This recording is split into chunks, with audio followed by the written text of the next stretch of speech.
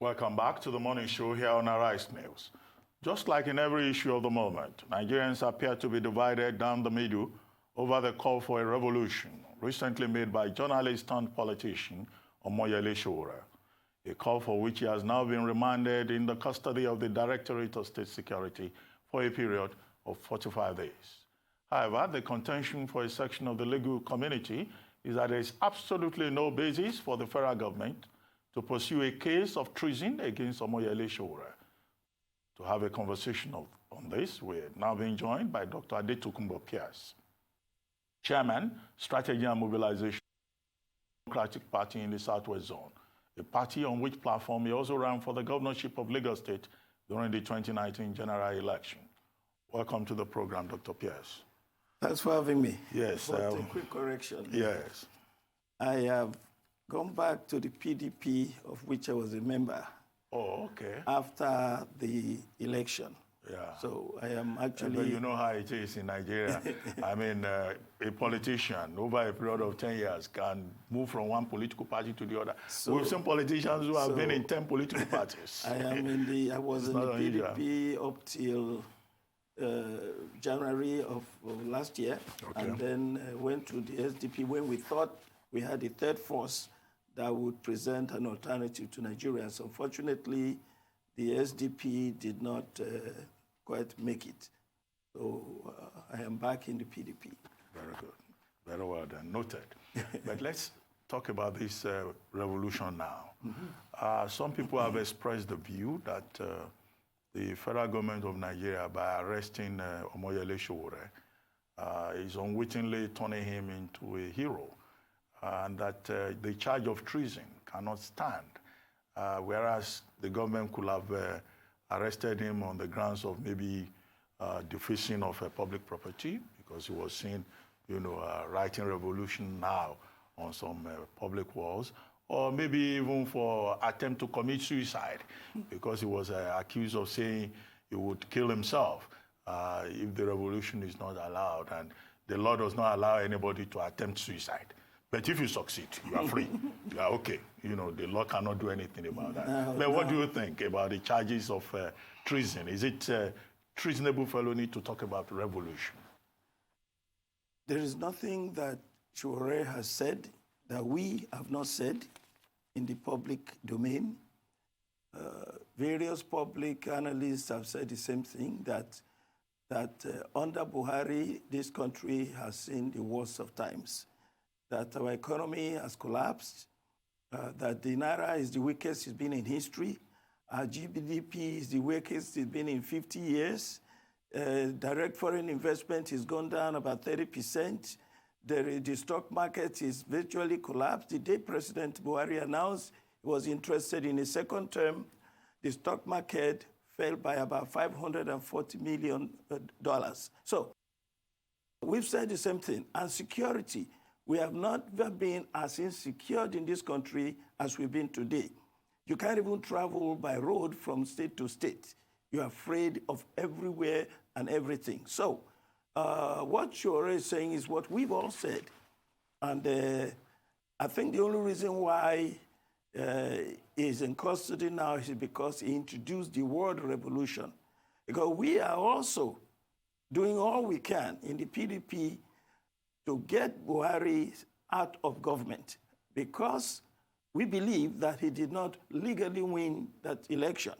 So Atiku, joined by the People's Democratic Party, we are in court trying to legally remove Muhammadu Buhari from government. So the only difference, I think, is because he introduced the word revolution.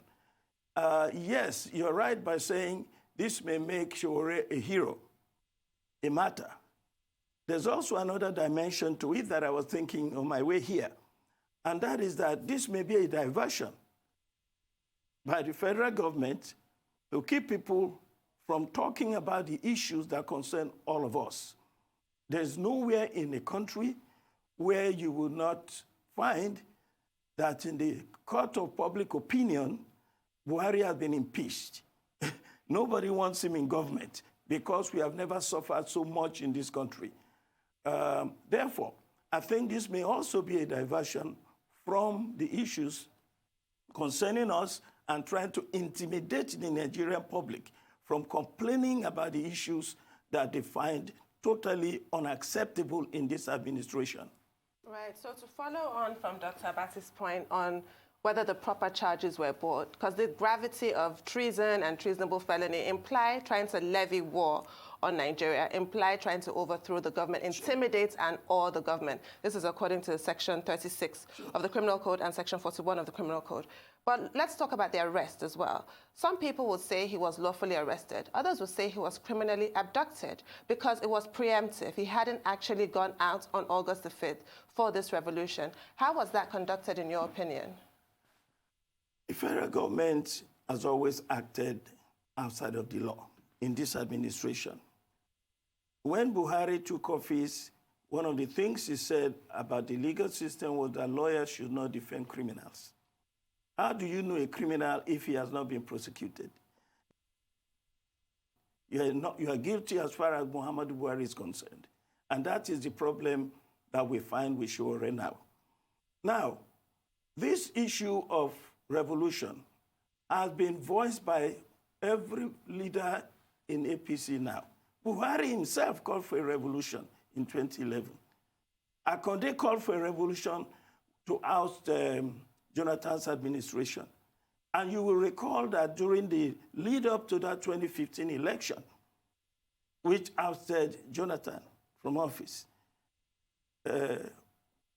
Tinubu, Rotimi Amechi actually declared that they will form a parallel government if they do not win the election. What can be more treasonable than that?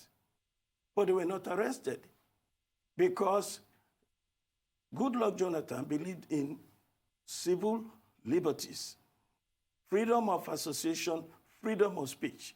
You know, he boasted at the time that there would be no political prisoner in his administration throughout, and there was none.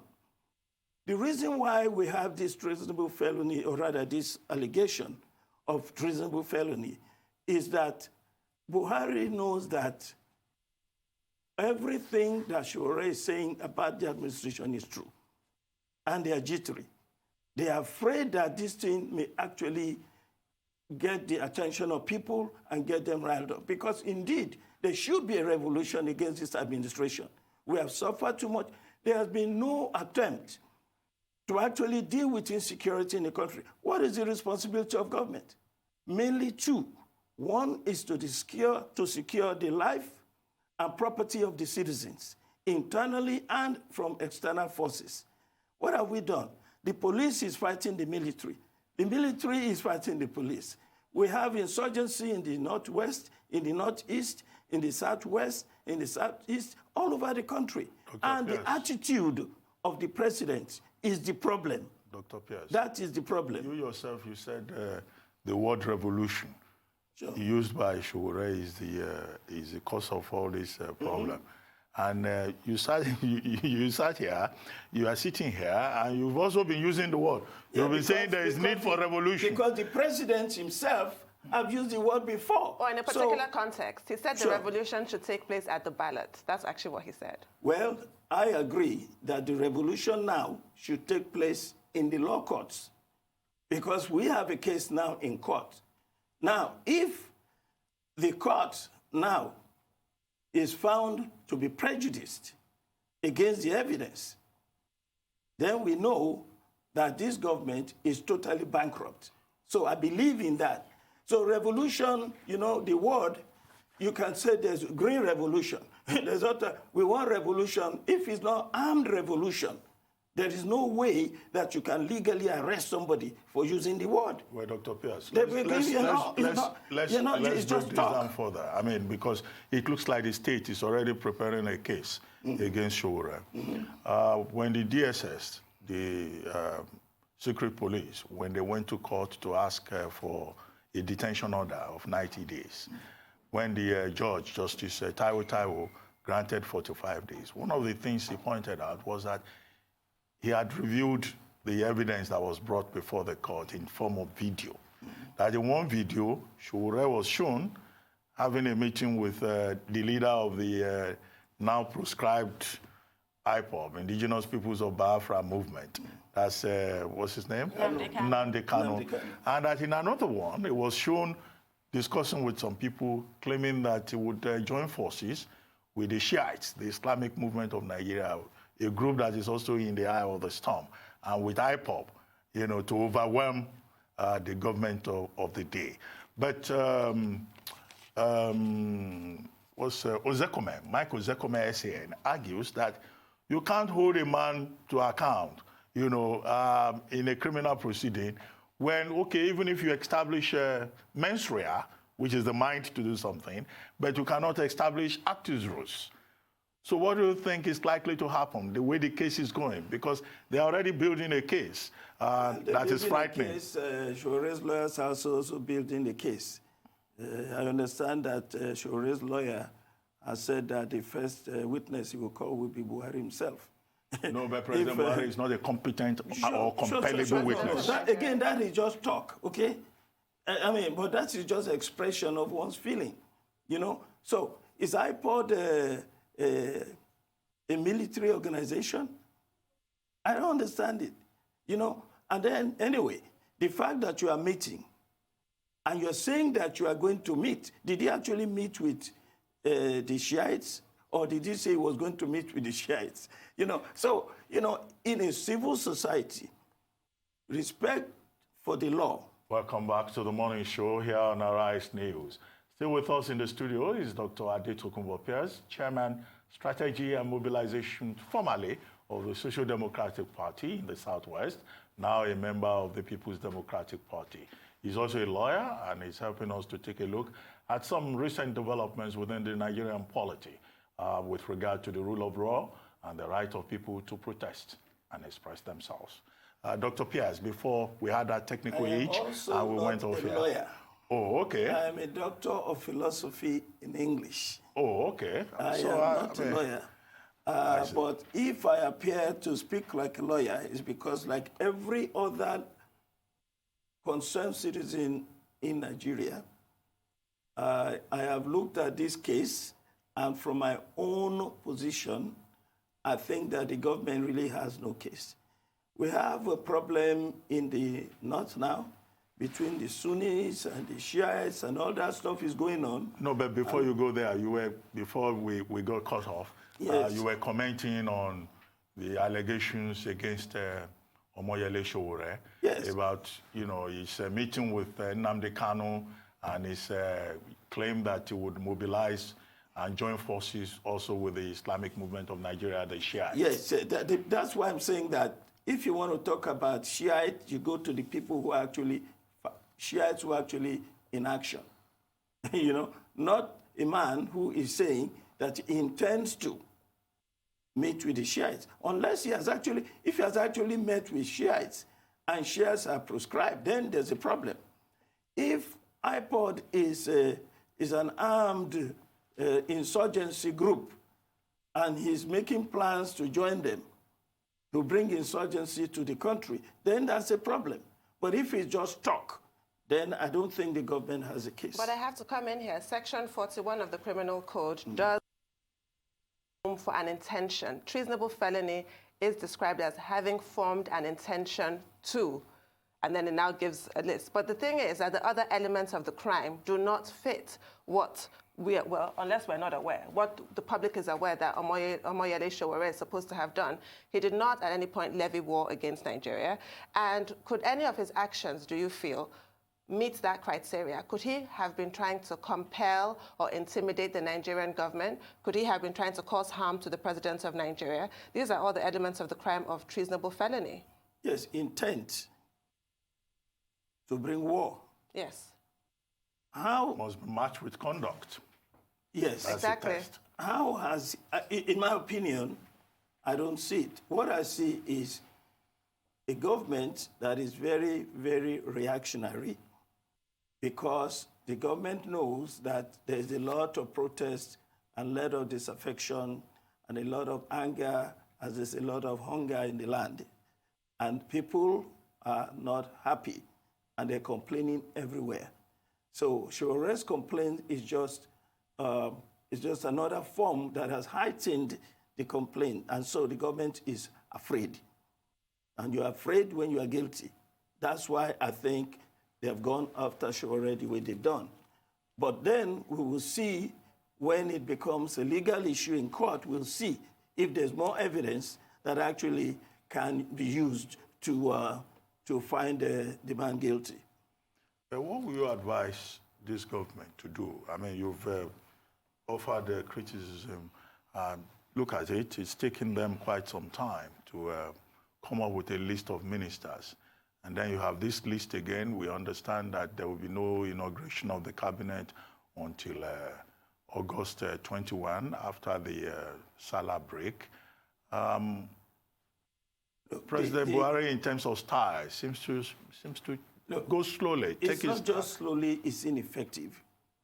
And the intention is never good. Look, from the beginning, we've said, the president, let's take the issues and see the solutions. For instance, if you want to curb, the key issue is, one, security. If you want to end insecurity in the country, you must approach it as the president from a perspective of truth and honesty and fairness. We hear of Maita Allah and the extreme positions they've taken. We hear of killer headsmen. What has been the president's attitude? And to be equating iPod with Maita Allah or killer headsmen is unfair. Therefore, you will not solve the security problem by not facing the facts, by not confronting the people who are actually creating the insecurity. This is where the problem is. Look, I think it was on this show that I said it, that the Inspector General of Police, responding to the chairman of the Police Commission, who said that the police was in disarray. They were not trained, they were not well armed, they were not informed, morale was down. The Inspector General said, well, part of it is because of funding. That only 20% of the approved budget for the police has been received by the police in 2018. So these are part of the problem. So when the president says something and then he doesn't follow it up with action, or the action is wrong, I'm talking about security now, internal security, the police. When you are politicizing the police, we've argued for state police. The reason for that is you need to increase the number of police in this country. It is not enough. Not enough police. You can drive for hours. Any state in Nigeria, you will not see one policeman. You get into trouble, nothing. Police, so we have a lot of problem with internal security. The army is not well trained, is not well funded, there's not enough morale. We have a lot of problems. Instead of facing the fact that we've not been able to curb Boko Haram, administration will say, oh, we have technically defeated Boko Haram, which is a lie. I went into the archive, checked what the United Nations and various bodies are. Come and see the number of attacks in 2018 alone, the number of deaths from Boko Haram. Before now, we have the Northwest Corridor that was relatively peaceful. It's now just before the election. Small arms came into this country mysteriously. It happens before every election. Politicians use these thugs to manipulate election, and then after the election, you cannot control them anymore. That's what's happening now, in my opinion, in the Northwest. So if you are not able to say the truth about the security challenges we have, and you are not able to provide the funding we need and the training we need, the commitment is not there. You have failed the people. Life and property is not secured in Nigeria. We are in a crisis, actually. We are in a crisis. Then the other issue is the economy. You have to do what is necessary to improve the economy. They keep talking about, The last time they said we're going to pay 30,000 naira minimum wage, I wrote a piece in the newspaper. I said it's impossible. This money is not there. But Dr. Pearse, somebody listening to you Sure. and watching you may say, well, you are this critical of President Buhari, whom we're told has lifted 5 million people out of poverty, and is also trying to increase that number to 10 million per annum. What if it is said that you are so critical because you're a member of the opposition party, Well, I would say, look at the facts. Unemployment is on the rise. So where is the lifting of people out of poverty? When the unemployment is actually on the rise, poverty is on the rise, illiteracy is on the rise. So that's the point. Now, the economy is in shambles. How do you know? Direct foreign investment has gone down. You check the stock market, it's gone down. The GDP has gone down. The Naira is the lowest it's been in the history. Therefore, you cannot argue the case. And if you think all these are statistics, go to your own pocket and see how much was a bag of 50 kilo rice during the Jonathan administration? 8,000 naira. Now, 16, 17, 18,000 naira. This is how you measure. How much was petrol? 87 naira per liter, now 145. So these are the issues that is reflecting on the failure. Well, now, speaking now of so the petrol, economy is a sir, problem. I need to come in Security is a problem. And then we will talk about governance. I need to come in here, Sure. sir. What is the history of protest in Nigeria? What is the recourse to the disaffected? You just said earlier that you joined SDP looking for a third force, looking for another alternative to the establishment parties, and that did not work. You're now in PDP, which has gone to the election tribunal. Even the staunchest PDP supporters probably do not hold that much hope in the election tribunal. So what is the option for those who are disaffected in this society? Given our history with peaceful protest, I think, is it a myth that Nigerians have a right to peaceful protest? Because apart from this government, with this hashtag revolution now, we've also had the Shias coming out to protest and getting killed. Previous governments, even going back to June 12th, going back to Occupy Nigeria, Nigerians who come out to protest against their government are risking death. What is the actual Well, course that we should be considering? the solution is this. Look at Jonathan's administration and his attitude to such protest. He took them. He allowed people to comment. They rallied, all sorts of rallies until they eventually went to the polls with a lot of propaganda, lies and lies. He didn't challenge them. But people were killed during Occupy Nigeria protests. I recall 3 deaths. Well, you recall 3 deaths. Yes. Of course, there was mayhem, but that was not a clampdown on those protests. They were allowed to protest. So there was mayhem and some people died. Too bad, unfortunate. But the point is that regime allowed for freedom of speech, freedom of association. That's what the president must do. You cannot be tribalistic, as Buhari has been in his appointments, and then hope that Nigerians will trust you. And this is the problem. You have to be a Democrat. When you lose an election, when they asked President Buhari if he lost this election, what would he do? He said he cannot lose. Well, so in other words, by hook or crook, I'm going to win. Well, Dr. Pearse, I respect your views, but I don't want this to become a PDP member versus a Buhari government conversation. Because if you look at it, the APC, the spokespersons, the presidency, they insist that many of these problems you have identified, either security or economic problems in Nigeria or lack of pace in the governance process, all of this, they trace to the failure of the PDP in 16 years to lay a strong foundation for Nigerian democracy. So maybe perhaps the blame goes beyond a political party or an individual. Maybe it's a class issue. That is one of the most deceitful and irresponsible comments I've heard, and not from you. That's what a lot of people have said. That's what APC has always said. Any problem, they go back. There is no government that did not inherit problems from the previous government. Nigeria did not start 16 years ago. Nigeria started this as we have it now in 1960 after independence. We've always had very serious problems along the way. How you deal with the problem when you're a government is what determines whether you will go down in history as somebody who's helped this country, who succeeded, or you go down in the trash heap of history, as I think this administration will do. Because you cannot rule a country like this by being ethnocentric, by being nepotistic. These are all aspects of corruption. Now, look, this is not a question of PDP against APC. This is a question of one administration, an attitude of the leadership against the other one.